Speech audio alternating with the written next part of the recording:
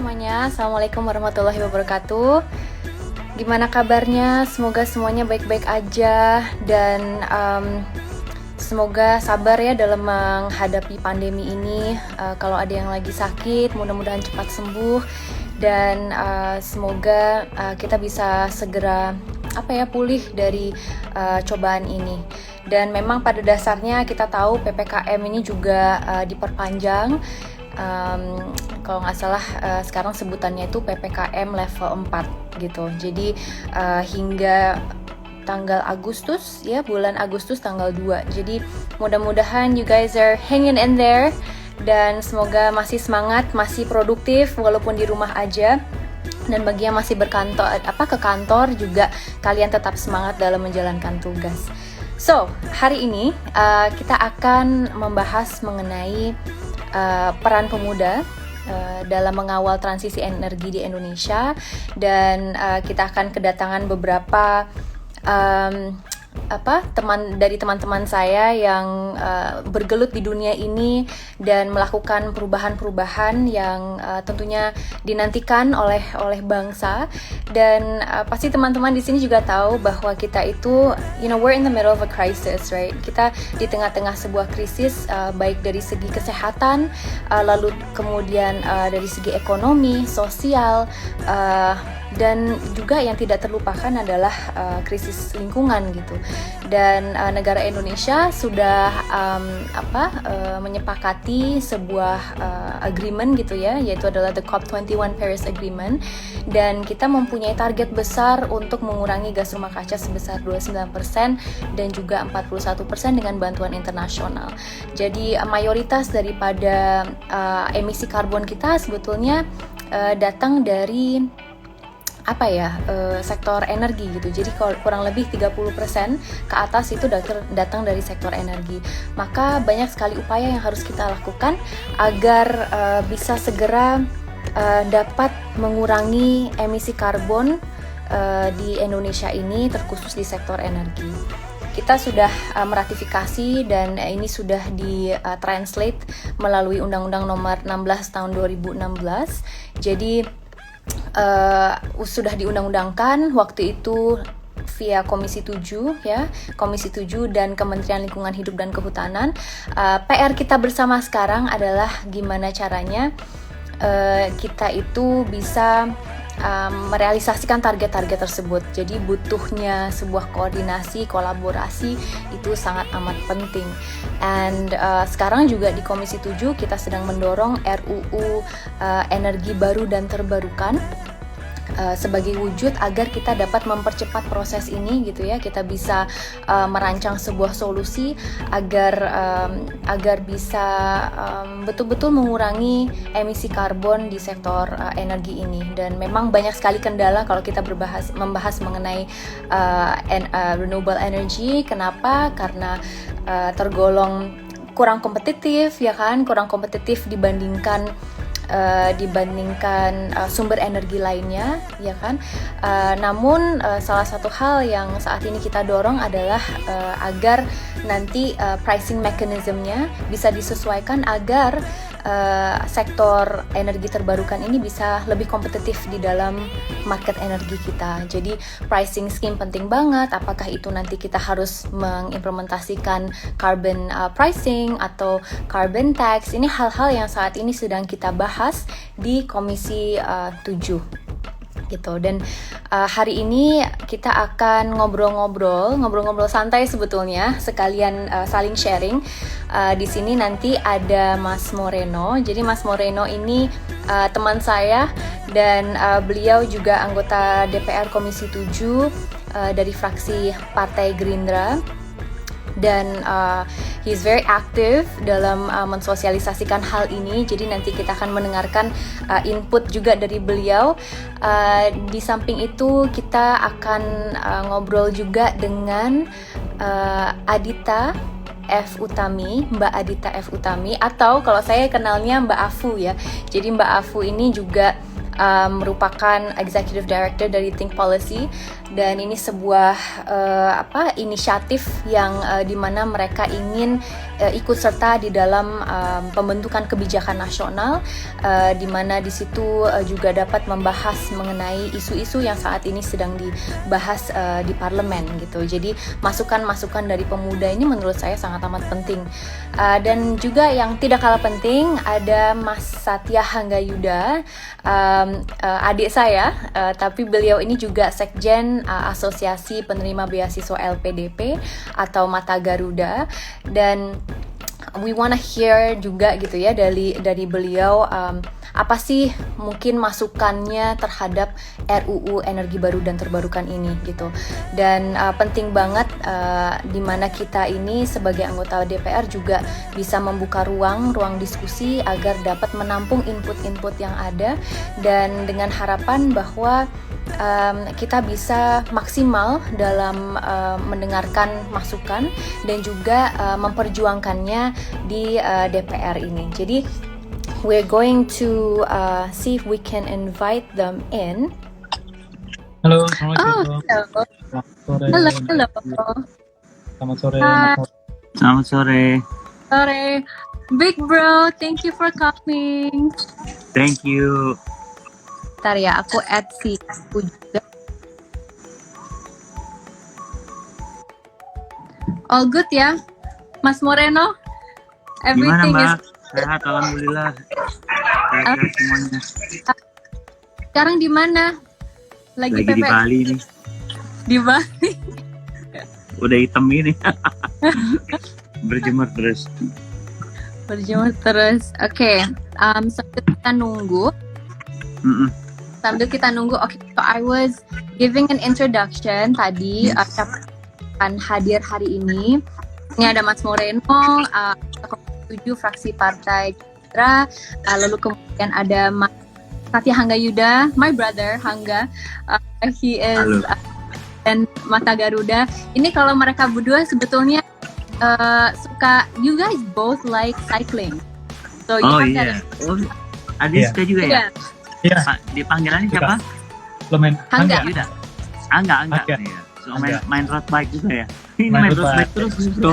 Jadi hitam nih. Jadi gosong ya kulitnya. Kita nanti bareng ya. Siap. Setelah PPKM nih, kalau COVID udah mereda kita goes bareng. Siap. Gitu. So, hold on. Aku lagi nggak bisa. Oh, I made it. Oh, you made it. Oh, awesome. Hi. Sorry, had some trouble connecting. Halo semuanya, salam kenal. Halo Mas, salam kenal. Oke, jadi hari ini kita akan membahas mengenai peran pemuda dalam mengawal transisi energi di Indonesia, dan di sini multi perspektif ya, ada dari DPR, ada juga dari institusi gitu ya, dengan Think Policy, sebuah inisiatif yang menurut saya sangat amat bagus, dan juga dari perspektif dari Mata Garuda gitu ya, dari Sekjen Asosiasi Penerima Beasiswa LPDP, sebuah program dari pemerintah, Kementerian Keuangan untuk meningkatkan sumber daya manusia di Indonesia. So, I wanna start with Moreno sebetulnya, my big bro di Komisi 7. I wanna ask you, aku kepingin nanya Mas, jadi mungkin sebelum kita bahas tentang topiknya, kepingin tahu, your journey in politics gitu, kenapa sih akhirnya memilih untuk berpolitik? Karena pasti teman-teman di sini kenal Mas Moreno sebagai this national athlete yang keren banget, udah dulu prestasi banget, dan akhirnya memilih untuk berpolitik dan saat ini sebagai anggota Komisi 7 gitu. So what made you, what pushed you toward that career shift gitu saat ini? Oke, jadi gini sis, my sister di Komisi 7 nggak pernah terpikir juga masih di politik tadinya kan. Terus lihat situasi waktu itu di balapan kayaknya agak suram nih, dan pada saat itu sempat tahun 2004 sebelum pensiun 2009 sempat diminta pindah warga negara sama tetangga kita karena satu rumpun. Terus di situ mulai agak terbangun gimana caranya ya untuk ke depan nggak di sektor otomotif aja, di sektor yang lainnya kita bisa berbuat sesuatu yang lebih gitu. Nah mungkin ilmu aku yang dari otomotif ini aku bisa sumbangkan ke Merah Putih, ke bangsa kita. Tapi waktu itu nggak pernah kepikiran juga melalui jalur politik. Terus kebetulan ketemu Pak Prabowo, dan Pak Prabowo sempat beberapa kali nemenin balap. Dia tahu banget pada saat balap pas Indonesia Raya suka ditanya, kamu sama siapa? Sendiri Pak. Nggak ada yang dampingin dari perwakilan pemerintah nggak ada Pak. Nggak apa-apa kalau pelan Pak, kalau kalah mungkin beritanya saya coba olah gimana caranya supaya baik, kalau menang cuman ya selamat aja, tapi nggak apa-apa. Saya bilang saya yakin nanti ke depan saya bisa punya ilmu-ilmu yang saya bawa dari dunia otomotif dibawa kembali ke tanah air. Tapi alhamdulillah melalui jalur politik ini saya juga waktu itu ambil sekolah hubungan internasional. Jadi pada saat balap waktu itu sering diplomasi juga, karena Merah Putih dipikirnya pembalapnya Monaco bukan dari Indonesia. Dan pemerintahan kita pada saat itu Indonesia sempat ini juga ya, tahun 2000 itu kan ada kekerasan di Poso. Jadi sering bukan yang diplomasi secara resmi, tapi di situ mungkin mengena. Jadi teman-teman media di sana banyak nanya situasi Indonesia gimana, perpolitikan di sana gimana. Aku nggak ada basic politik kan, mungkin komunikasi politiknya ada. Tapi ya perjalanan waktu alhamdulillah pada saat maju periode pertama keterima. Latar belakang olahraga di Komisi 10 waktu itu, Dorong. Dan teman-teman di sini sempat ya situ idealis aku keluar semuanya, terus pindah ke Komisi 3 hukum, terus sekarang ke Komisi 7. Nah ini menarik sih, aku sempat intro sedikit ya, bahwa pada saat aku di otomotif itu kita banyak banget pengembangan. Jadi kalau kita lihat di TV kan kita balapan susul-susulan ya kan, terus gimana caranya menang, mereka berlomba-lomba untuk menang. Tapi di situ kita semuanya kerja profesional. Jadi banyak pengembangan, terutama pengembangan tentang baterai di dalam kendaraan untuk energi itu pada saat dia mengerem. Dan sekarang banyak tuh teknologinya dipakai ke industri-industri, khususnya industri otomotif. Itu untuk se-efisien mungkin kita bisa mendapatkan energi dari kendaraan kita sendiri. Kalau sekarang kan ada kendaraan hybrid, terus yang sekarang e-car, e-bike gitu. Nah itu pengembangannya tuh pada saat aku balapan tuh mereka udah mulai ngembangin itu. Nah di situ aku sebagai jokinya aku ngeliat kapan ya mereka tuh bisa mensosialisasikan, mereka langsung mengpublish mereka langsung bisa menjual di masyarakat umum. Waktu itu tahun 2004 lah gitu sampai 2009. Dan sekarang kan kita udah ngerasain ya banyak produsen mobil yang mereka menjual e-bike or e-cars. Nah, jadi ternyata banyak juga yang bisa dibawa ke dunia politik. Tapi ya saya yakin lah teman-teman di luar sana mungkin nggak hanya politik, banyak yang ingin berbuat sesuatu untuk bangsa kita gitu. I think that's really inspirational ya Mas Moret. Banyak sekali prestasi yang dimiliki dan akhirnya terpanggil untuk berada di sebuah sistem di mana tekadnya juga tentunya bagi ini bisa maju ke depannya gitu. Karena memang butuh sebuah keberanian gitu. Banyak sekali yang merasa mungkin dunia politik terlihat takutkan atau know about gitu kan. Dan sekarang alhamdulillah ada Mas Moreno, juga, ada beberapa anggota DPR lainnya yang dari masih berbagai latar belakang ya. Iya, exactly, dan berbagai latar belakang. Jadi kita semua mempunyai peran dalam hal ini. So moving back to the topic, kita membahas mengenai transisi energi. Mungkin kita bisa Mbak Afu. So I wanted to ask, kenapa sih transisi energi ini perlu didorong di Indonesia gitu? What is the main kind of objective here, dan kira-kira gimana caranya untuk kita dapat mencapai target tersebut? Iya, thanks so much for the question dan senang banget sore-sore santai gini kita bisa ngomongin isu yang penting tapi mudah-mudahan dengan tetap santai ya semuanya ya topik ini. Salam kenal Mas Moreno, salam kenal Mas Hangga dipanggilnya. Tadi aku baru joinnya telat. Iya, jadi transisi energi ini sebenarnya penting banget seperti yang Roro juga pasti sangat tahu dan sudah selama ini menjadi advokat yang sangat keras ya di DPR gitu terhadap topik ini.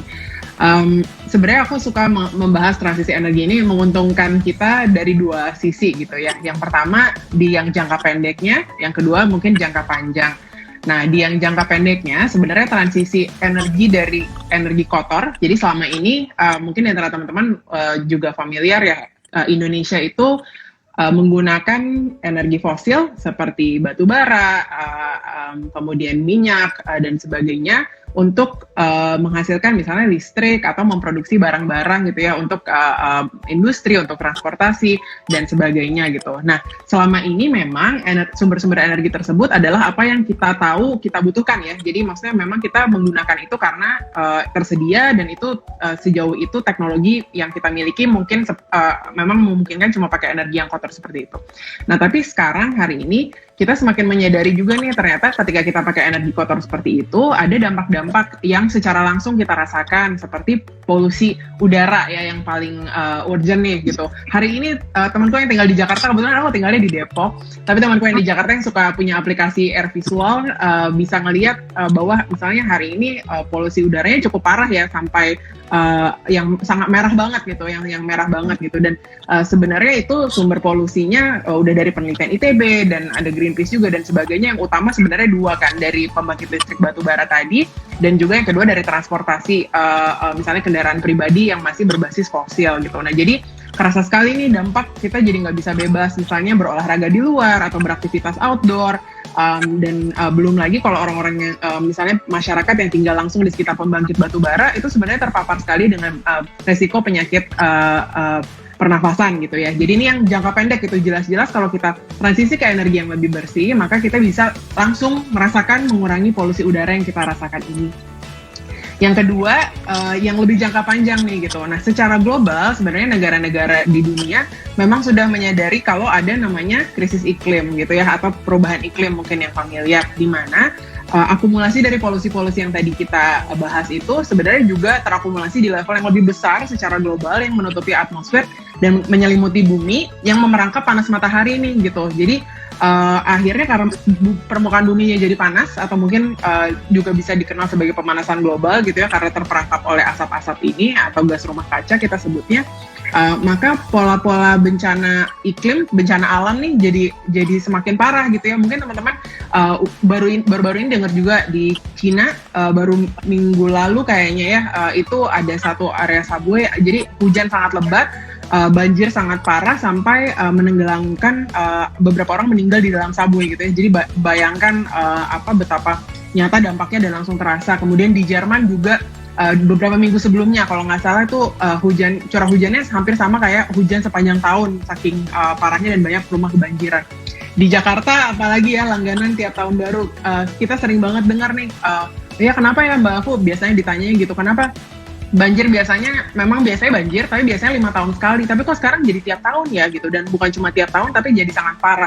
Nah ini sebenarnya ada hubungannya nih sama cara kita memproduksi energi meskipun kita nggak sadar dan mungkin jauh ke sana ya banjir kok sama energi bersih gitu. Nah tapi ternyata itu tadi jadi karena energi yang kita pakai masih berbasis fosil sayangnya kemudian itu memerangkap panas matahari di permukaan bumi dan akhirnya menyebabkan pola-pola iklim jadi berubah dan jadi carut-marut termasuk akhirnya berujung pada banjir.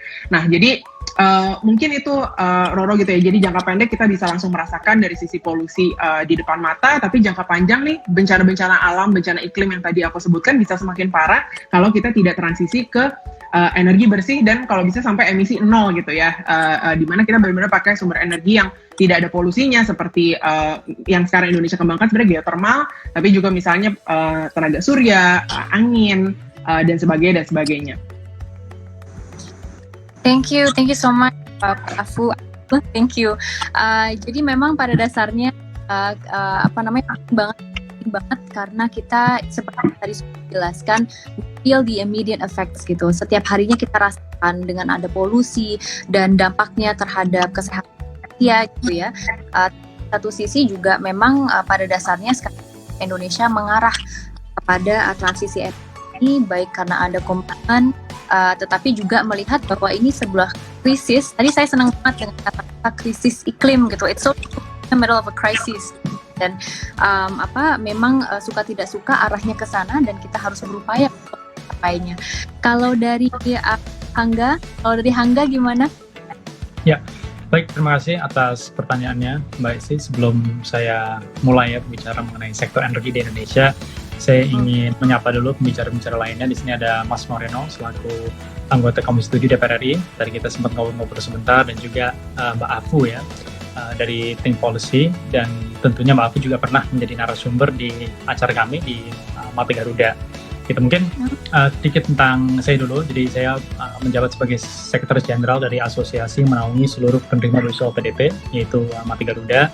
Sekarang saya kerja di pemerintahan, di eksekutif, dan tentunya juga aktif di berbagai macam organisasi. Dari segi latar belakang, saya juga pernah tinggal di beberapa negara, di Amerika Serikat, Inggris, China, Vietnam, dan juga alhamdulillah telah mengunjungi lebih dari 40 negara. Karena saya pada saat itu aktif sekali ikut kunjungan kerja para anggota dewan, baik itu dari Komisi 7 maupun Komisi 1.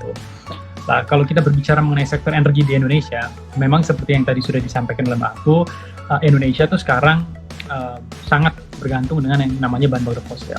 Jadi bisa dikatakan bahwa Indonesia adalah negara ekonomi berbasis bahan bakar fosil. Tetapi yang membedakan Indonesia sekarang dengan Indonesia 20 sampai dengan 30 tahun yang lalu, bahan bakar fosil itu sekarang dilihat sebagai mesin penggerak ekonomi, ya, atau dalam bahasa Inggris prime mover economy. Dan sudah bukan lagi revenue generator, penghasil pendapatan negara, dikarenakan produksi migas kita memang telah menurun, karena apapun juga kan mereka merupakan non-renewable resource. Kita sudah menjadi net importer minyak semenjak tahun 2004, dan tentunya apabila kita tidak menemukan cadangan-cadangan yang baru, produksi migas kita itu akan terus menurun, baik itu migas maupun batu bara. Nah, kalau kita lihat ya, dari segi capacity dan juga energy mix di Indonesia, itu mayoritas masih berasal dari bahan bakar fosil. 87,3% ya, atau sebesar 54,6 gigawatt itu berasal dari bahan bakar fosil. Sedangkan energi baru terbarukan, kalau kita tidak menghitung yang namanya program B20, B30, itu hanya ada di 12,7% atau 7,9 gigawatt. Ya, jadi apabila kita ingin bertransisi ke yang namanya energi terbarukan, itu tidak bisa kita lakukan dalam beberapa jam atau beberapa hari, beberapa minggu, beberapa bulan. Itu memang butuh bertahun-tahun. Kenapa? Karena ada banyak sekali daerah-daerah Indonesia di 34 provinsi dengan lebih dari 75.000 desa di pelosok-pelosokan yang masih bergantung dengan bahan bakar fosil. Tidak semua daerah di Indonesia itu sudah siap untuk bertransisi ke yang namanya energi baru terbarukan. Gitu. Jadi kita masih sangat membutuhkan bahan bakar fosil. Nah, tetapi bukan berarti pemerintah kita, baik itu mau di eksekutif ya, kan ada 3 lembaga negara yang memang bergerak betul di bidang energi. Itu ada pemerintahan di eksekutif, ya saya bagian dari eksekutif. Di sini juga ada dari legislatif ya, terutama dari Komisi 7 yang memang membidangi SDM dan juga perindustrian. Nah, kalau kita lihat ya dari pemerintahan sendiri, itu sudah ditetapkan yang namanya Kebijakan Energi Nasional, KEN. Jadi peraturan pemerintah nomor 79 tahun 2014. Nah, kalau kita lihat dari KEN itu umurnya sudah lebih dari 5 tahun. Ya, sekarang sudah hampir 7 tahun. Ya, itu kan ditetapkan pada tahun 2014. Nah, sekarang sedang ada proses ya direvisi oleh para anggota Dewan Energi Nasional. Kalau kita berbicara mengenai DEN, itu ketuanya presiden, wakil ketuanya wakil presiden, ketua harian adalah Menteri SDM, dan ada anggota baik itu dari pemerintah maupun dari pemangku kepentingan. Jadi sekarang Kebijakan Energi Nasional kita, PP 79 tahun 2014, itu sekarang sedang direvisi dan akan ditetapkan yang baru. Tetapi dari perbincangan saya dengan para anggota DEN sekarang, dan juga kalau saya lihat dengan KEN yang ada sekarang, itu kita tetap akan mengedepankan yang namanya energi baru terbarukan. Kalau kita lihat ya, 5 poin yang ada di dalam KEN PP 79 tahun 2014, yang pertama itu untuk memaksimalkan yang namanya penggunaan energi baru terbarukan. Yang kedua, meminimalkan yang namanya penggunaan minyak bumi.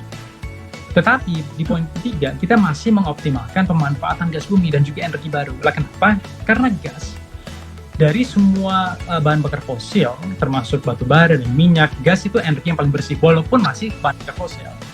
Gitu. Oleh karena itu, banyak sekali negara-negara di seluruh dunia melihat gas itu sebagai energi transisi yang akan membantu kita bertransisi yang dari namanya bahan bakar fosil, ya, yang kotor, kepada energi terbarukan seperti surya, panas bumi, hidro, dan juga energi-energi yang bersih gitu. Tetapi gas itu dilihat sebagai energy transition antara bahan bakar fosil ke energi terbarukan. Tetapi memang di dalam Ken itu batu bara tetap aja digunakan sebagai andalan pasukan energi nasional, dan nuklir itu dilihat sebagai pilihan terakhir. Tetapi dengan adanya banyak sekali dampak yang negatif terhadap lingkungan kita dan juga resiko dari perubahan iklim, baik itu kerugian dari akibat emisi minyak bumi, akibat emisi batu bara, penurunan kualitas air, penurunan kualitas tanah, ya, dan itu jumlahnya udah miliaran rupiah ya per tahun. Kita lihat dari semua sektor yang berkontribusi terhadap kenaikan emisi gas rumah kaca, energi itu nomor 2. Banyak yang berpikir bahwa yang berkontribusi terhadap pemanasan global perubahan iklim itu hanya batu bara. Padahal sebenarnya ada sektor kehutanan lahan, ada juga sektor energi, limbah, pertanian, itu semua mereka berkontribusi terhadap kenaikan emisi gas rumah kaca. Lah dikarenakan energi merupakan sektor terbesar ya, kedua tentunya setelah kehutanan lahan, lah itu menjadi salah satu prioritas ya. Dan itu memang sudah kita lihat di dalam pemerintahan kita, baik itu dari eksekutif maupun legislatif. Kita lihat legislatif di periode sebelumnya, para anggota dewan sudah meratifikasi Undang-Undang Nomor 16 Tahun 2016 ya pada akhir tahun 2016, yaitu untuk menurunkan emisi gas rumah kaca ya sebesar 314 sampai dengan 398 juta ton CO2 pada tahun 2030. Dan kita sudah ada PP 79 ya, kita juga ada Perpres nomor 22 tahun 2017, kita juga ada target PPT 23% pada tahun 2005 dan 31% pada tahun 2050. Jadi kalau kita lihat secara keseluruhan, memang kita semua udah bergerak ke energi terbarukan. Tetapi memang itu butuh proses, butuh waktu, karena memang kita masih sangat bergantung dengan namanya bahan bakar fosil. Tetapi saya berharap ya, saya sebagai bisa dibilang saya sebagai pemerintahan eksekutif dan juga tentunya dengan keterlibatan saya di dalam organisasi sebagai civil society organization juga berharap bahwa Indonesia itu bisa bertransisi ke energi baru terbarukan ya, dan juga mencapai target-targetnya ke depannya. Karena kalau kita lihat dari dampaknya terhadap lingkungan hidup, memang sudah waktunya ya untuk kita benar-benar memanfaatkan, karena kita potensinya di energi terbarukan itu sangat besar. Ada 450 gigawatt yang bisa kita maksimalkan dan optimalkan dari energi baru terbarukan. Ya, thank you so much atas penjelasannya. Tadi banyak banget yang disimpulkan juga, baik dari segi apa yang sekarang merupakan mungkin salah satu tujuan utama oleh pemerintah, tapi juga dengan target-target yang ada, bagaimana kita bisa ke depannya mencapai. Maka dengan begitu, mungkin sebelum saya tanya the second question, ini ada Ibu Hetifah. Selamat sore Bu Hetifah, beliau ini Ketua Komisi 10 di DPR dan juga teman-teman bergabung. Thank you for joining. Semoga bermanfaat untuk kalian. So, balik lagi ke isu mungkin mengenai barukan ini. Saat ini kita di Komisi 7, aku, Mas Moreno, dan teman-teman anggota lainnya sedang mendorong RUU energi baru. Dan ini mengingat bahwa DPR ini kan kolektif kolegial ya, jadi otomatis setiap fraksi hak gitu untuk menyuarakan apa yang menurut mereka penting untuk diperjuangkan. Undang-undang apa sih yang harus dimasukkan di dalam prolegnas. Dan salah satu terobosan menurut saya saat ini Komisi 7 adalah bahwa kita mendorong kebijakan ini gitu, RUU EBT. Nah mungkin Mas Moreno bisa memberi sedikit update mengenai mana sih kita di Komisi 7 dan latest update-nya seperti apa berkaitan tentang RUU. Terakhir kita ya ada Mbak Roro juga kan di komisi waktu pandangan mini fraksi ya, bahwa semua fraksi sangat setuju hasil dari diskusi di komisi tentang terkait RUU EBT untuk didorong ke badan legislasi, saat ini di badan legislasi kan. Dan balik lagi tadi juga sempat disampaikan sama Angga, Mbak juga betul, sekarang ini saya juga ada aplikasi, sedikit saya agak menambahin bahwa memang betul kita apa yang kita perbuat saat ini kan untuk generasi yang akan datang terutama ya. Dan saya sangat berharap, saya juga senang juga tadi dari dari Angga, kita perlu banget ini dari teman-teman di LPDP, karena ingat bonus demografi, dan saya yakin dan saya sangat berharap dari pihak eksekutif, ya mudah-mudahan ke depan saya masih di legislatif atau mungkin sebaliknya gitu ya, yang kita punya satu pemikiran sefrekuensi. Kenapa? Karena tadi sempat disampaikan sama Mbak Roro, kita udah mendorong nih dari Komisi 7 ya, bahwa kita sepakat fraksi-fraksi ini ya, untuk mendorong RUU EBT. Tapi jangan sebagai EBT ini badan hukum ya, iya irisannya nanti EP-nya itu ada, tapi nggak mengakomodir dan nggak mendengar sebagai pemangku-pemangku ini di luar banyaknya kepentingan-kepentingan itu. Tapi kita bicara secara garis besar bahwa yang sudah-sudah, saya sempat komunikasi sama teman-teman pengembang dari energi panas bumi, terus juga dan lain-lainnya.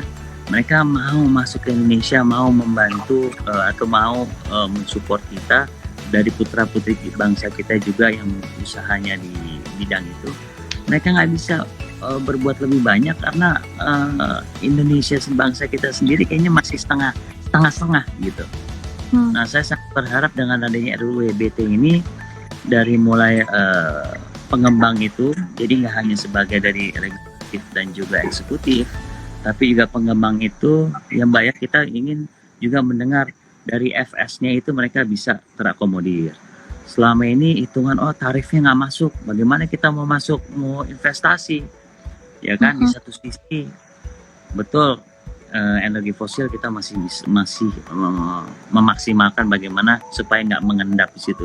Tapi ingat, kita juga mesti pinter-pinter juga di dunia internasional ini, kita juga udah ada tanda tangan Paris Agreement. Tapi dampaknya besar sekali pada saat kita sudah tanda tangan Paris Agreement, ternyata potensi-potensi seperti Tesla mau masuk ke Indonesia. Dan perusahaan-perusahaan besar mau masuk ke Indonesia. Tapi mereka didukung juga oleh pendanaan dari bank-bank internasional. Mereka nggak mau karena Indonesia udah terkenal sekali masih menggunakan energi fosil. Jadi saya sangat berharap dengan RUU EBT ini kita bisa juga mendengarkan bagaimana pemikiran-pemikiran dan juga masukan-masukan dari pemangku kepentingan, khususnya dari pengembang. Jadi semua sektor dan semua khususnya berbagai pihak kita perlu kolaborasi di sini.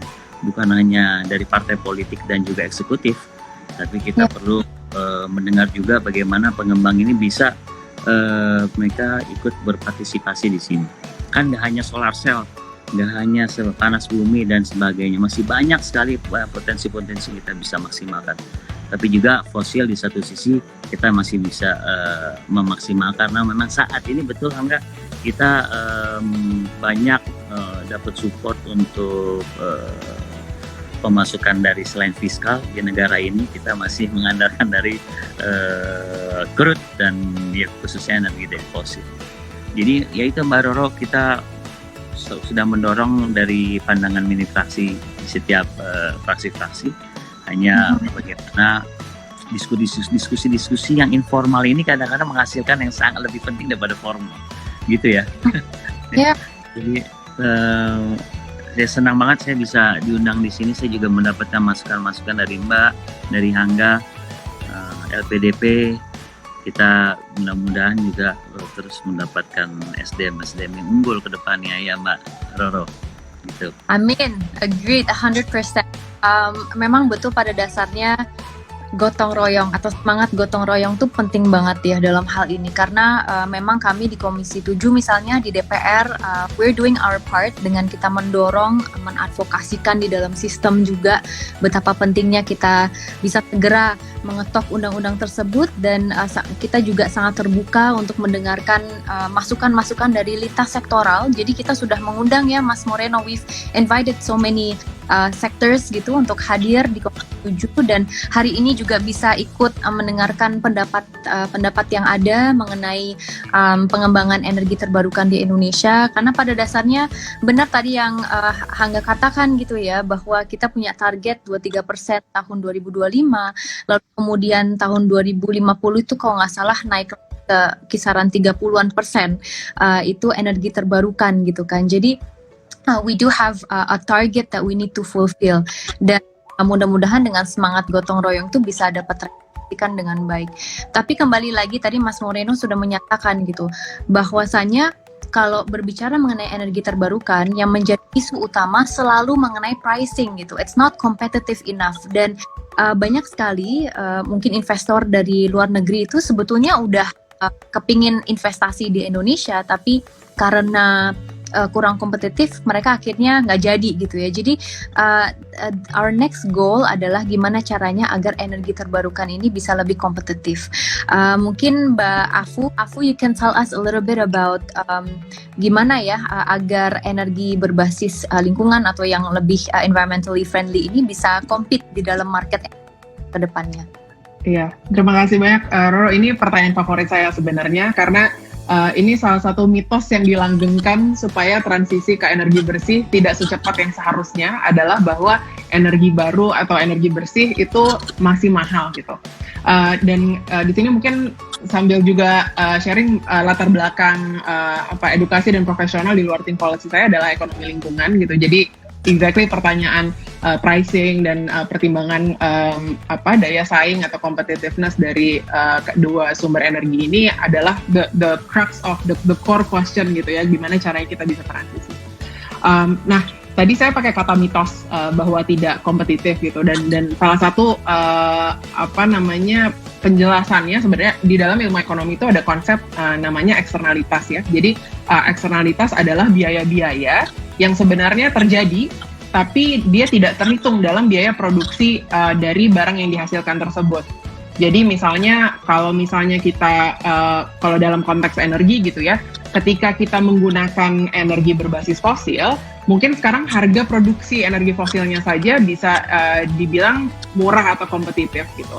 Tapi ketika tadi aku sebutkan misalnya ketika pembangkit listrik menghasilkan polusi udara, kemudian sebenarnya berdampak ke life expectancy atau harapan kehidupan dari masyarakat di sekitarnya, kemudian juga berdampak pada biaya rumah sakit dari orang yang terdampak secara pernapasan, kemudian juga tentu saja eksternalitas terbesar adalah krisis iklim gitu ya, dengan semua biaya untuk menangani bencana, kerusakan infrastruktur dan sebagainya. Apakah benar bahwa sumber energi fosil tersebut kompetitif gitu kan? Sebenarnya yang terjadi di sini adalah orang yang membayar biaya dari dampak negatif energi kotor itu bukan orang yang diuntungkan dari transaksi energi kotornya misalnya gitu ya. Jadi dalam hal ini kalau misalnya semua eksternalitas yang tadi saya sampaikan dan sudah banyak studinya yang menghitung berapa sebenarnya biaya eksternalitas tersebut, kalau kita perhitungkan ke dalam biaya produksi misalnya batu bara atau sumber-sumber energi fosil lainnya, sebenarnya tidak kompetitif gitu ya. Jadi Bappenas adalah salah satu lembaga eksekutif yang sudah melakukan studi ini gitu. Jadi ada salah satu, sayangnya ini bukan kalau Zoom saya bisa tunjukin gitu ya, ada perbandingan langsung nih gitu, bahwa sebenarnya meskipun teknologi energi bersih yang lain bisa jadi relatif lebih mahal sedikit, kalau kita bandingkan dengan eksternalitas dari CO2, dari polusi dan sebagainya, itu sebenarnya kompetitif. Itu yang pertama perlu ditekankan. Yang kedua, dan saya senang sekali karena kita bahas tentang RUU EBT ini, sebenarnya juga masih ada aspek-aspek dari regulasi yang membuat kalaupun misalnya teknologi solar nih salah satu yang sekarang semakin murah ya berkat sebenarnya salah satu negara yang mendorong itu Cina atau Tiongkok, kalaupun mereka sudah beranjak ke arah lebih kompetitif, sayangnya masih ada peraturan-peraturan seperti local content requirement yang misalnya mengharuskan kita untuk memproduksi semua teknologinya, lebih tepatnya 60% dari teknologinya di dalam negeri gitu kan. Nah jadi ketika sebenarnya kalau kita bisa mencampurkan antara misalnya materi yang kita bisa peroleh secara impor dan sambil juga menciptakan pekerjaan hijau baru di dalam negeri, itu bisa jadi sebenarnya untuk solar in particular ya, kalau yang lain memang masih agak lebih jangka panjang. Solar itu sebenarnya sudah kompetitif secara teknologi solar yang Cina produksi gitu. Cuma di Indonesia karena impornya dibatasi sehingga akhirnya tidak tercapai gitu ya. Nah, apakah artinya saya sangat pro untuk impor semua ini dari luar? Juga tidak, tapi dalam arti sebenarnya teknologi ini kan sesuatu yang harusnya bisa ditransfer ya. Jadi maksudnya ketika kita misalnya membuka, terputus nih. Oke. Keep Alright. aku go on. Iya, jadi misalnya ada beberapa sebenarnya kebijakan yang bisa lebih berpihak pada misalnya pengembangan teknologi ini agar kedepannya memang menjadi lebih kompetitif gitu ya. Jadi kita tidak perlu langsung menerima ini sebagai sesuatu yang permanen gitu. Oh, tidak kompetitif. Tapi kan sebenarnya tentang bagaimana kita berinvestasi di dalam pengembangan teknologinya, R&D-nya, supaya kedepannya juga semakin kompetitif pun tanpa penghitungan eksternalitas. Tapi itu sekali lagi sebenarnya kalau kita sudah hitung eksternalitasnya dari awal, it's the wrong mindset to think that energi fosil masih kompetitif sebenarnya. Itu sih. Aduh, you read my mind. Honestly, itu bener banget. Makanya kenapa aku tuh seneng banget ngobrol sama para dan mungkin mempunyai gagasan yang sama gitu ya, karena dari situlah kita bisa merasa lebih termotivasi untuk memperjuangkannya di DPR. The good news aku itu kita sedang mendorong dengan adanya either carbon tax atau carbon pricing. I was gonna miss, yes. So important. Tadi udah dibahas mengenai eksternalitas yang negatif ya, negative externality kepada human health, lingkungan dan lain sebagainya, dan ini sedang kita kaji gitu bersama kita saat ini. Tambahan dari Mas Moreno bahwa RUU EBT itu sudah akan pandangan mini fraksi di Komisi 7. Jadi setiap fraksi sudah menyampaikannya. Lalu kemudian sekarang sedang dikaji balik gitu. Setelah itu akan ada sebuah proses di mana dia akan dikembalikan ke Komisi 7. Jadi di situ kita bisa lebih detail lagi membahas mengenai misalnya skema pricing dan lain sebagainya, dan pendekatan apa yang dapat diimplementasikan lah ibaratnya di negara Indonesia. Nah, kalau kalau boleh sedikit tentang yang carbon pricing ini ya, baik itu emission trading system, misalnya penggunaan pembatasan cap and trade ataupun carbon tax, ini memang benar-benar salah satu secara global ya sudah diterima sebagai instrumen yang paling efisien untuk membuat energi bersih tadi kompetitif sebenarnya gitu kan, karena dengan cara carbon tax lah kita bisa menginternalisasi eksternalitas negatif yang tadi sudah disebutkan gitu. Dan ketika kita sebenarnya salah satu tantangannya memang financing ya untuk transisi ke energi bersih, dan mungkin Mas Angga tahu jauh lebih banyak, saya anak FPDP juga BTW. Dan sebenarnya carbon tax itu adalah salah satu cara untuk revenue generating yang bisa diinvestasikan kembali ke infrastruktur energi bersih juga. So it's instrumen yang penting banget untuk mendorong transisi ini gitu kan. I agree with you 100%, aku 100%. Dan mungkin sekarang dari mata Garuda gitu ya, dari Garuda apa sih yang bagaimana sih caranya agar energi terbarukan ini bisa lebih kompetitif. Jadi pertama, agar di sini aku sama Mas Moreno juga bisa ikut mendengarkan perspektif ini agar dapat kita perjuangkan di Komisi 7 juga. Ya. Tentunya ini pertanyaan yang mungkin ditanyakan oleh banyak sekali orang ya, karena kan saya juga sering sekali hadir sebagai narasumber di beberapa acara-acara, baik itu acara-acara secara nasional maupun internasional. Dan memang pertanyaannya itu bagaimana kita bisa membuat yang namanya energi baru terbarukan itu menjadi energi yang lebih kompetitif dan juga energi yang lebih menarik lah dibandingkan bahan bakar fosil. Karena memang kalau kita lihat ya, ketergantungan kita dengan bahan bakar fosil itu sangat besar gitu, karena memang kita masih sangat membutuhkan bahan bakar fosil. Nah, dengan teknologi-teknologi yang ada, itu memang kita bisa mengurangi yang namanya emisi gas rumah kaca yang dihasilkan oleh bahan bakar fosil. Nah, itu juga bisa menjadi solusi untuk jangka pendek gitu. Tapi paralel, kita juga bertransisi ke yang namanya energi baru terbarukan yang lebih berkelanjutan dibandingkan bahan bakar fosil. Jadi itu bisa kita menggunakan teknologi-teknologi supaya kita bisa menurunkan emisi gas rumah kaca dari pembangkit listrik yang masih menggunakan bahan bakar fosil. Nah, kalau kita lihat ya, the true cost of electricity generation ya, jadi cost dari generasi listrik yang berasal misalnya ya, sebagai contoh dari batu bara dibandingkan energi terbarukan. Apabila kita hanya melihat harga ya, tentunya harga dari batu bara itu masih lebih murah dibandingkan energi terbarukan. Gitu. Maka oleh karena itu PLN selaku sole applicant electricity ya, lebih dari 90% listrik kan dibeli dan juga diproduksi oleh PLN ya, dari pembangkit listrik itu dibeli oleh PLN. Itu mayoritas masih menggunakan bahan bakar fosil.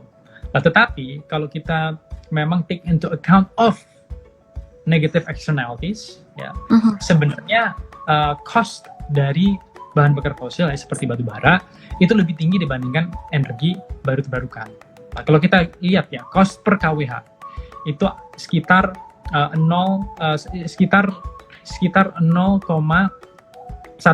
ya, kalau kita lihat dibandingkan energi baru terbarukan. Jadi sebenarnya kalau kita lihat ya, dikarenakan ada banyak sekali subsidies dan juga negative externalities itu juga tidak di take into account, CO2 dan juga greenhouse gas emissions yang dihasilkan oleh pembangkit listrik tenaga uap, itu tentunya cost per kWh itu jauh lebih besar dibandingkan bahan bakar fosil. Nah, tetapi apabila kita take into account of negative externalities, lah itu tentunya batu bara itu akan lebih more costly dibandingkan energi baru terbarukan. Maka oleh karena itu sebenarnya salah satu cara ya supaya kita bisa menurunkan ya, yang namanya harga dari energi baru terbarukan supaya lebih kompetitif dibandingkan bahan bakar fosil itu apabila kita take into account of negative externalities yang dihasilkan oleh bahan bakar fosil seperti batu bara. Ya memang dampak-dampaknya itu tidak terlalu baik ya bagi lingkungan. Nah, terus yang menjadi solusi berikutnya itu ada namanya carbon pricing. Ya. Jadi kalau kita lihat ya, apabila kita ingin mencapai target untuk memitigasi gas rumah kaca, itu diperlukan peran dari semua baik itu dari semua pemangku kepentingan ya, baik itu dari swasta, non-party stakeholders, NPS. Lah untuk mendorong ini, lah diperlukan skema insentif dalam menurunkan emisi gas rumah kaca dan salah satunya itu carbon pricing. Lah carbon pricing itu apa? Jadi bagi teman-teman yang hadir di dalam talk show sore ini, itu adalah pendekatan ya yang digunakan untuk menurunkan emisi gas rumah kaca dengan menggunakan mekanisme pasar untuk memberikan beban biaya akibat menghasilkan emisi gas rumah kaca kepada penghasil emisi gas rumah kaca.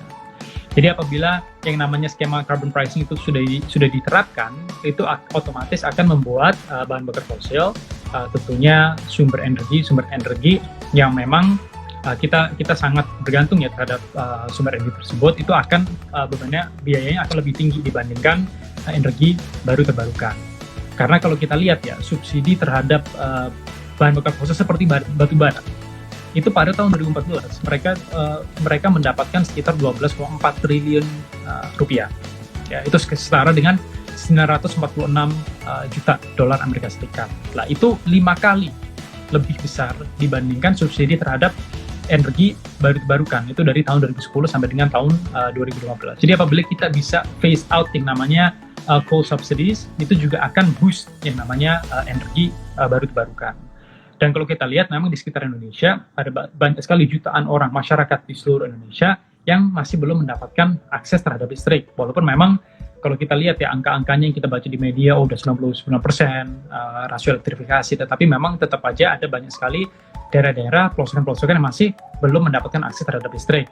Nah, salah satu program yang dilakukan misalnya oleh Kementerian SDM itu kan mereka meluncurkan yang namanya lampu tenaga surya hemat energi, itu LTSHE. Itu kan kita lihat itu ada di pelosok-pelosokan, dan bagi masyarakat yang sama sekali tidak mendapatkan akses terhadap listrik, untuk bisa mendapatkan program LTSHE itu dampaknya sangat besar dan juga positif ya, terutama bagi para masyarakat yang sama sekali tidak mendapatkan akses terhadap listrik. Lalu ditambah apabila kita bisa meningkatkan investasi di dalam energi baru terbarukan dengan insentif-insentif seperti apa? Seperti kita take into account of negative externalities yang dihasilkan oleh bahan bakar fosil, dan juga dengan adanya carbon pricing itu akan membuat energi baru terbarukan lebih kompetitif dan bisa diterapkan, dan juga bisa ya menjadi sumber energi di pelosok-pelosokan di daerah-daerah yang sampai saat ini masih sangat bergantung terhadap diesel. Gitu. Jadi itu juga menjadi salah satu solusi yang bisa kita terapkan ya, terutama di Indonesia. Karena seperti yang tadi sudah disampaikan oleh Mbak Afu dan juga oleh Mas Moreno, memang kalau kita berbicara investasi, kita berbicara perusahaan-perusahaan banyak yang ingin berinvestasi di Indonesia. Karena Indonesia itu seperti yang disampaikan ya, baik itu di media nasional, media internasional, selalu dibilangnya negara yang punya banyak sekali potensi. A lot of potential. Tetapi yang jadi pertanyaan, oke, kita ada punya banyak potensial, tapi kok kita tidak bisa menggarap potensi-potensi tersebut. Nah, salah satu caranya apabila kita berbicara mengenai sektor energi itu dengan pengesahan yang namanya RUU EBT. Dan saya sebagai outsider dari legislatif ya, dari DPR RI, itu tentunya sangat senang karena RUU EBT itu sudah masuk di dalam prolegnas prioritas. Jadi ini telah menjadi prioritas dari para anggota Komisi 7 DPR RI yang memang bergerak di bidang energi dan sangat peduli tentang namanya energi baru terbarukan, supaya kita bisa memanfaatkan potensi dari energi baru terbarukan kita. Karena kalau kita lihat ya, potensinya besar tetapi pemanfaatannya masih sangat kecil. Kayak misalnya kalau kita lihat air, itu potensinya sekitar 95 gigawatt, tetapi yang dimanfaatkan cuma 6 gigawatt. Panas bumi 24 gigawatt, kan yang dimanfaatkan cuma 2 gigawatt. Surya itu yang paling besar ya, ada sekitar 208 gigawatt, tetapi yang dimanfaatkan baru 0,14 gigawatt. Jadi kalau kita lihat data-data yang sudah ada, yang sudah diterbitkan, itu memang potensinya besar, tapi pemanfaatannya masih kecil. Untuk bisa meningkatkan pemanfaatan ini, perlu adanya RUU EBT supaya ada landasan hukum untuk para investor.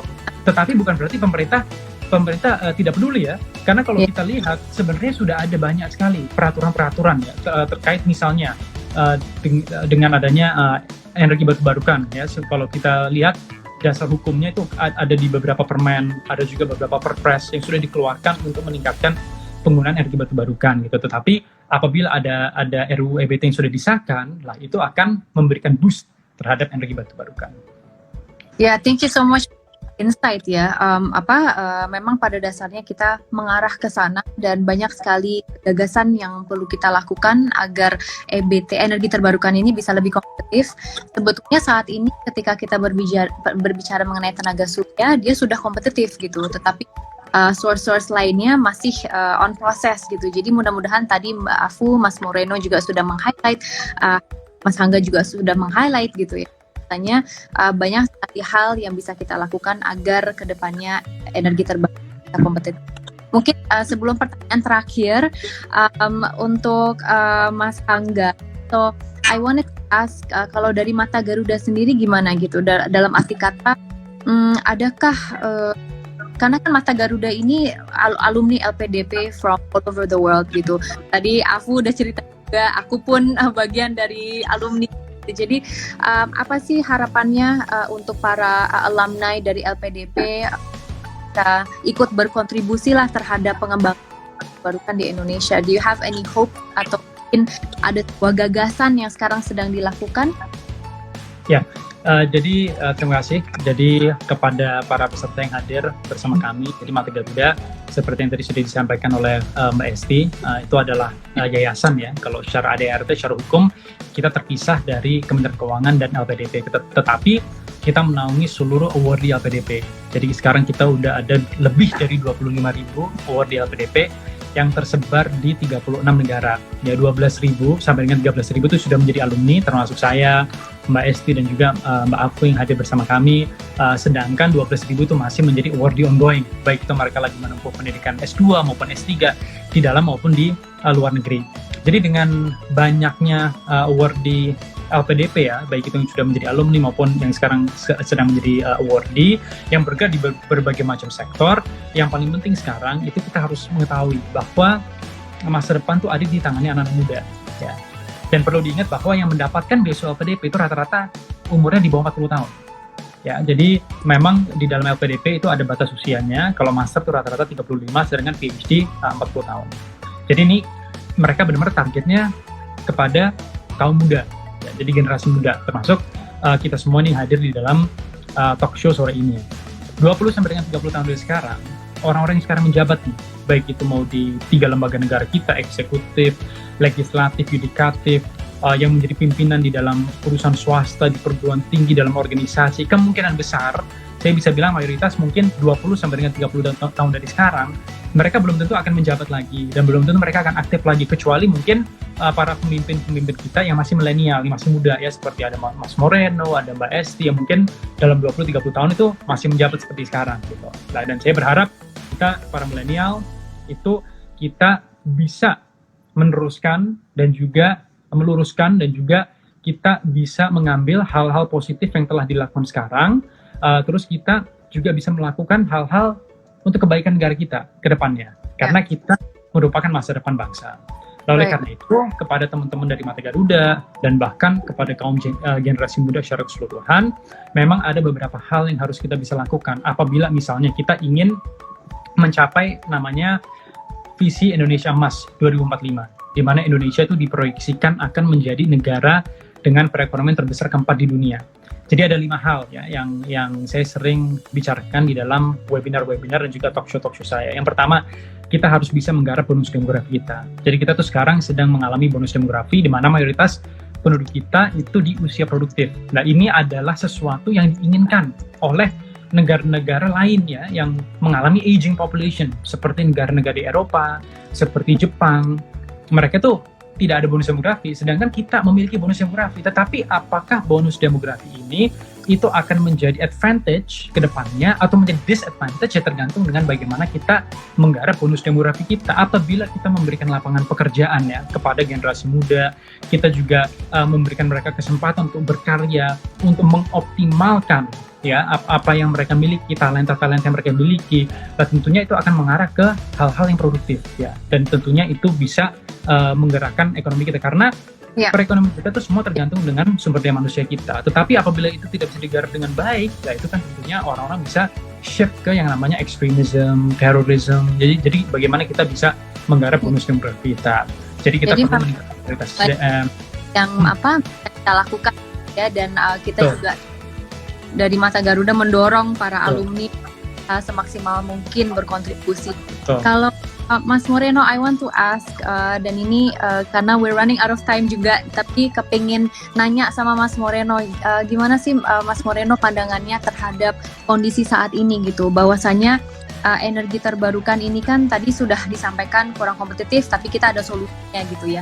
Tapi kendala terbesar apalagi sih yang sebetulnya kita alami saat ini? Apakah itu sistem birokrasi di negara Indonesia, atau mungkin apa sih yang menjadi penghambat utama terhadap berkembangnya energi terbarukan di Indonesia?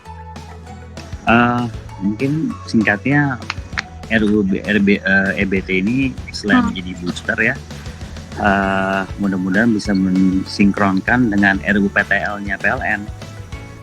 Nah, jadi jangan sampai adanya payung hukum dari RUU EBT, lahirnya undang-undang EBT, tapi yang jadi lokomotif itu kan PLN di sini, negara kita.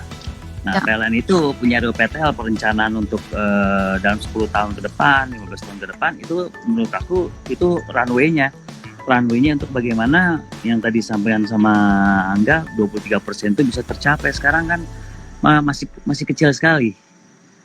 Jadi jangan sampai ego sektoral ini makin meninggi.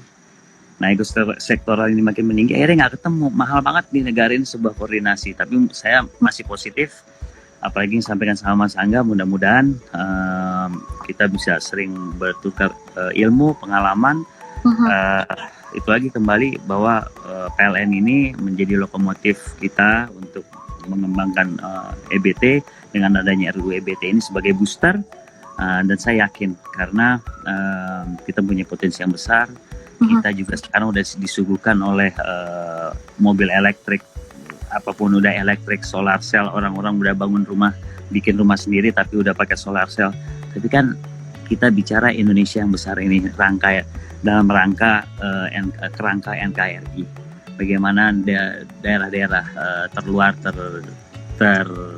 terdepan yang 3T ini bisa mendapatkan solusi yang terbaik. RUU EBT inilah menjadi booster sebagai RUU PTL-nya PLN. Itu aja mungkin dari aku. Terima kasih. No worries, mudah-mudahan ya kita mempunyai harapan besar banget terhadap RUU EBT itu betul-betul menciptakan sebuah perubahan di Indonesia.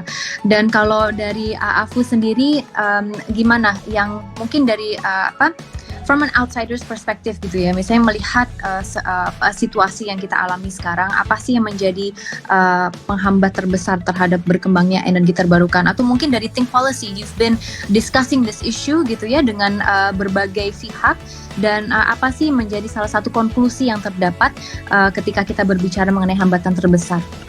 Ya, ada 3 hal sih mungkin yang kalau misalnya bisa kita pecahkan puzzle-nya, harusnya transisi ke energi bersih lebih lancar gitu ya.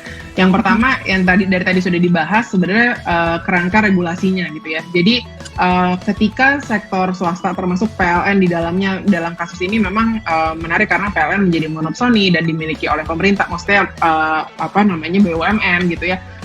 Pada akhirnya kerangka regulasi ini menentukan arah baik itu PLN maupun perusahaan-perusahaan supplier listrik lain yang independen gitu ya. Ketika regulasinya masih sending a mixed message, jadi masih sinyalnya masih oh ya kita masih subsidi fosil tapi kita mau dorong energi terbarukan, kan jadi bingung ketika sektor swasta mau transisi. Tapi ketika pemerintahnya sudah jelas arahnya, jadi saya yang target 23% itu udah dari 2015 saya ngerjain ini, dari sebelumnya itu udah ada gitu kan. Tapi ya tadi masih mixed message karena di level regulatory framework-nya masih ya termasuk fiskalnya juga masih campur gitu kan. Nah, jadi saya kira RUU EBT ini saya pribadi menaruh harapan besar gitu ya untuk benar-benar bisa mengklarifikasi arah Indonesia ke depan. Itu sudah tidak bisa ditawar lagi, kita mau ke arah energi bersih gitu ya, atau bahkan net zero emission ke depannya gitu kan. Jadi clear signal, ada timeline yang clear, kapan transisinya, kapan kalau kita perlu early retirement of existing coal power plants, dan seterusnya gitu. Jadi itu yang pertama tadi regulatory framework yang sending a clear signal to the private sector. Yang kedua dari sisi human capitalnya, jadi modal manusia tadi udah disebut juga sama Mas Angga, tapi utamanya dari sisi upskilling dan reskilling ya, dengan butuhnya nanti kita akan harus transisi ke green jobs. Sebenarnya ini salah satu sumber kekhawatiran yang paling besar di negara-negara yang sudah melakukan transisi adalah bagaimana kita bisa memastikan just transition dari coal ke energi bersih gitu, karena ya tidak bisa dipungkiri bahwa banyak sekali juga pekerjaan yang diciptakan dari sektor minerba gitu ya. Misalnya kalau di Indonesia nggak salah 1-2 juta lapangan pekerjaan, that's huge, that's a lot of people, livelihood, families being fed from the sector gitu kan. Jadi perlu dipastikan juga bahwa pemerintah bisa memetakan keterampilan apa saja yang dibutuhkan untuk transisi ke energi bersih, sehingga nanti sebagian dari tenaga kerja tersebut memang bisa diserap kembali ke energi bersih yang baru gitu. Jadi jangan takut bahwa kita akan kehilangan pekerjaan dan unemployment, as long as we actually invest in the right upskilling and reskilling of this human capital gitu ya. Tadi disebutkan tentang bonus demografi dan sebagainya, itu adalah part of the story, tapi juga jangan lupa dengan existing workers-nya yang termasuk dari generasi sebelumnya juga. Nah yang terakhir dan ini yang paling besar sebenarnya adalah financing gap. Jadi pemerintah sudah estimasi untuk mencapai misalnya target emisi penurunan emisi 2030 itu misalnya 29-41%, itu dibutuhkan 150 billion USD gitu ya. Dan salah satu financing gap terbesar sebenarnya di sektor energi. Meskipun tadi benar emisi terbesar Indonesia lebih dari setengahnya itu datang dari sektor penggunaan lahan, tapi sebenarnya dari sisi financing gap tuh yang mahal adalah transisi energi. Jadi jauh lebih murah tidak membuka hutan, betul. Meskipun itu ada political ekonominya juga yang membuat itu menjadi kompleks, tapi sebenarnya mahal sekali memang adalah transisi energi terbarukan ini. Nah, dalam konteks ini penting bahwa pemerintah menyadari bahwa kita tidak bisa rely on APBN aja. Yang pertama bahwa APBN itu udah sangat terbebani ya dengan berbagai prioritas kebijakan yang lain juga. Tapi memang jangan lupa dari APBN pun kita sebenarnya bisa memanfaatkan sumber revenue baru kayak tadi carbon tax dan sebagainya sebagai untuk menciptakan fiscal space baru ya untuk membantu transisi energi ini. Tapi yang kedua yang tidak kalah penting, bagaimana kita bekerja dengan private sector termasuk development banks di mana saya bekerja juga, yang bisa membantu sebenarnya pemerintah di seluruh dunia dalam melakukan transisi ini gitu ya. Banyak sekali billionaires ya, if we want to talk about Bill Gates dan yang lainnya gitu, sebenarnya mereka sudah sangat komit untuk mendorong investasi ke pengembangan teknologi energi terbarukan juga. Nah, ini kesempatannya gimana Indonesia bisa tap into those commitments, financing commitments dari negara maju dari development banks, dari bilioner filantropis gitu ya, untuk membantu membiayai transisi ini, karena definitely dari APBN aja nggak cukup. Tapi memang langkah pertamanya adalah signaling dari regulatory framework-nya dulu yang mudah-mudahan bisa tercapture di RUU EBT ini gitu sih. Kalau dari Think Policy ini kan. Thank you. No, thank you so much for those inputs. Aku juga tadi pas semuanya lagi bahas ikut nulis supaya kita ingat gitu. Aku sama Mas Moreno supaya kita ingat dan kita bisa turut memperjuangkannya di DPR. Dan I just wanna say thank you so much to all of you gitu ya. Maksudnya Mas Moreno, you're busy, but I'm so appreciative bisa hadir untuk bisa berbagi, you know, your for a lot of people, dan juga merupakan harapan tersendiri di dalam sebuah kita, and we need that kind of energy, dan juga dari mata Garuda with power of youth itu penting banget untuk kita gaungkan. Tadi banyak sekali gagasan-gagasan. No, I learned from you as well. I learned a lot from you. Mudah-mudahan kita bisa betul-betul memaksimalkan sumber daya manusia di Indonesia agar dengan kita punya target kita bisa bekerja sama. Dan Afu, you know, thank you so much with all your insights, your expertise dengan Think Policy, and I know you know you've been in the World Bank juga kan. Kita terakhir ketemu kayaknya pas kamu masih kerja di World Bank gitu. Sekarang juga masih, sekarang juga masih actually. Sekarang masih Harvard Kennedy School, itu keren banget. Jadi kita senang bisa ikut berbagi ilmu, and learn more from each other supaya kita betul dapat menciptakan sebuah kebijakan yang pokoknya baik untuk lintas sektoral ya, dan bisa mendukung kemajuan bangsa dan negara Indonesia. Before we end, can I just have mungkin semangat atau satu kata yang mendeskripsikan masa depan yang kita inginkan? I don't know, just think of one word. One word is hard. If it's a sentence, might be easier. Satu kalimat, sebuah semangat yang bisa disampaikan ke teman-teman penonton di sini terhadap masa depan kita ke depan. I can start, I don't know. Mudah-mudahan negara Indonesia dapat menciptakan, kita semua di sini dapat menciptakan masa depan yang berkelanjutan untuk Indonesia. So I guess that's for me. Kalau yang lain mungkin ada satu sentence harapan buat Indonesia ke depannya, supaya kita agak santai. Atau ya maybe kayak sesuatu yang sulit kalau dikerjakan bersama-sama dan dengan komitmen yang tinggi pasti bisa. Nice. Awesome. Siapa? Hangga atau Mas Moreno? Sekarang Hangga dulu. Sekarang udah waktunya untuk berkolaborasi, ya, bukan berkompetisi. Jadi bagi para pemuda-pemudi, terutama para pemuda-pemudi, itu kita harus bisa bersinergi, bekerja sama satu sama lain untuk mengedepankan visi misi kita, dan tentunya kita harus tetap semangat dan optimis untuk mengabdi dan juga berkontribusi kepada bangsa dan masyarakat Indonesia. Nice. Mas satu kalimat tuh tadi. Oke. Satu kalimat. Iya benar. My turn. Panjang gitu. Perpanjang gitu. Oke. Ayo masuk. Mari kita perkuat diri untuk jaga kesehatan, terutama dengan keluarga, agar kita bisa berbuat banyak untuk bangsa kita, terus berkarya, dan juga untuk masa depan bangsa dan negara kita. Amin. Thank you so much. Terima kasih udah mau hadir, dan semoga bisa menjadi semangat tersendiri untuk teman-teman yang menyaksikan. And I will see you guys soon. Thank you so much. Assalamualaikum. Salam buat keluarga. Waalaikumsalam. Salam buat semuanya. Bye. Thanks everyone. Sorry, sebelum kita pergi, kita foto dulu. I keep forgetting to do Iya. foto bareng dulu. Lupa terus. Oke. Gelap nih, udah mulai di sini udah mulai gelap. Udah mau maghrib soalnya. Lagi di mana itu, Mas? lagi di Mas Ubud. Moreno di Bali. Oh, so nice. Sini aja. Tadi soalnya sempat lihat ini, Mbak. Oh, itu Pak DPR lagi di hutan yang nggak ada sinyal. Oke, kita ya. Oke, ya. Nah, di situ aja Mas Moreno, bagus. Sip. Oke, 1, 2, 3. Oke, cool. Thank you. Kita Bye. diskusi Thank lagi you dong, semuanya. kalau bisa ketemu kapan-kapan Angga, Mbak ya. Iya. Penting Oke, nih. Mas Seru. Moreno, ajak kita ini dong sepedaan. Oke, Iya. sip nanti. Iya.